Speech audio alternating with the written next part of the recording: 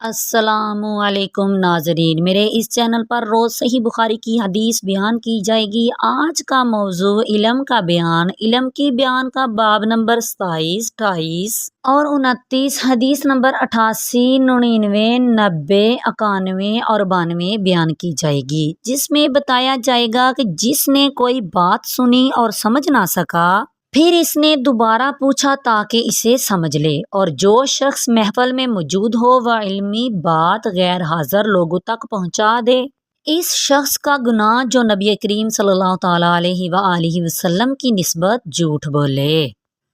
پوری حدیثیں بیان کی جائے گی۔ پوری حدیثیں سننے کے لیے میرے چینل کو سبسکرائب کریں، ویڈیو اچھی لگی تو لائک کریں۔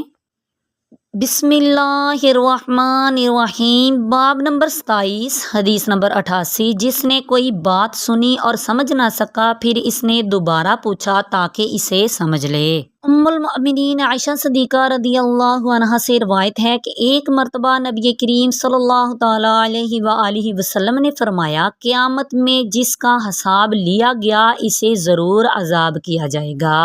عائشہ صدیقہ رضی اللہ عنہا کہتی ہیں کہ یہ سن کر میں نے کہا کہ کیا اللہ پاک نہیں فرماتا عنقریب اس سے آسان حساب لیا جائے گا؟ سورہ انشقاق آیت نمبر 8۔ فَسَوْفَ يُحَاسَبُ حِسَابًا يَسِيرًا۔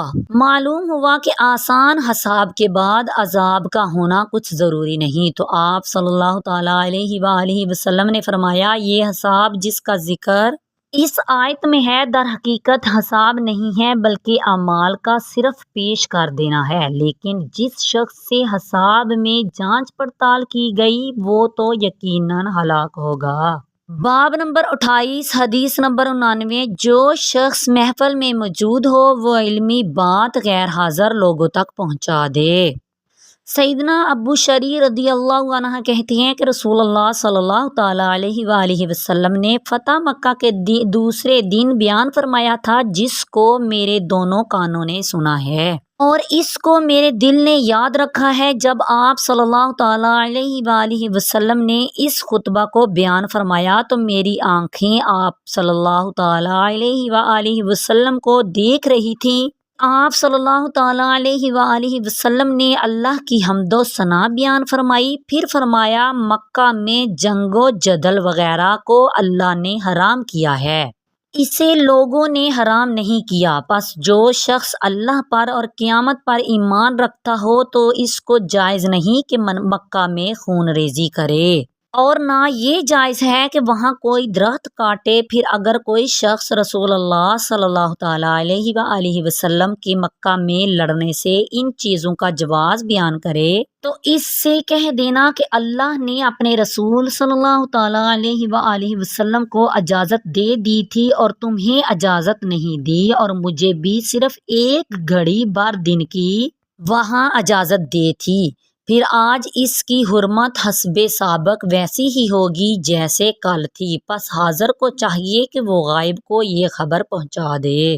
باب نمبر 29، حدیث نمبر 90۔ اس شخص کا گناہ جو نبی کریم صلی اللہ تعالیٰ علیہ وآلہ وسلم کی نسبت جھوٹ بولے۔ سیدنا علی رضی اللہ عنہ کہتے ہیں، نبی کریم صلی اللہ تعالیٰ علیہ وآلہ وسلم نے فرمایا، میرے اوپر ہرگز جھوٹ نہ بولنا، کیونکہ جو شخص مجھ پر جھوٹ بولے تو اسے چاہیے اپنا ٹھکانہ دوزخ میں بنا لے۔ اسی باب کی دوسری حدیث، حدیث نمبر 91۔ سیدنا سلمہ بن عقور رضی اللہ عنہ کہتے ہیں کہ میں نے نبی کریم صلی اللہ تعالیٰ علیہ وآلہ وسلم کو یہ فرماتے ہوئے سنا، جو کوئی میری نسبت وہ بات بیان کرے جو میں نے نہیں کہی تو اسے چاہیے کہ اپنا ٹھکانہ آگ میں تلاش کر لے۔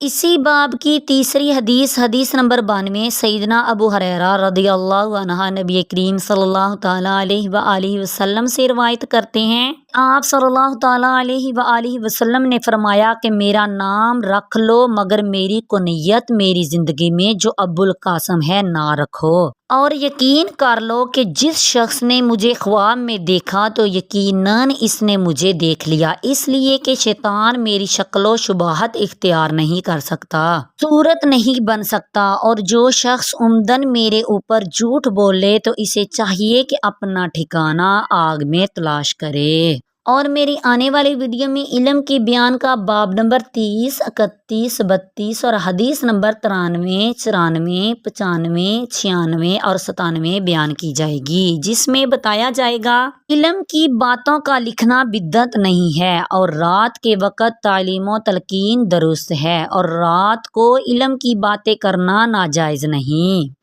اور پوری حدیثیں سننے کے لیے میرے چینل کو سبسکرائب کریں۔ ویڈیو اچھی لگی تو لائک کریں۔ شکریہ۔ آمین بجاہ النبی الامین۔